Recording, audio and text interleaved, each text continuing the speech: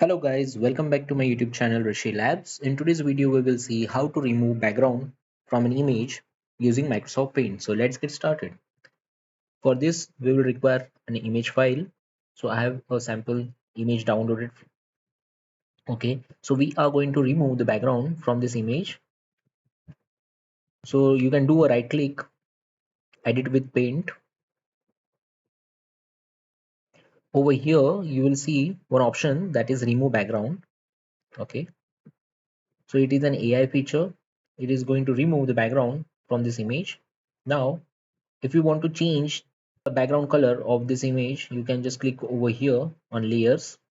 Okay, and this is the background. If you double click it, you will get the background color option to set.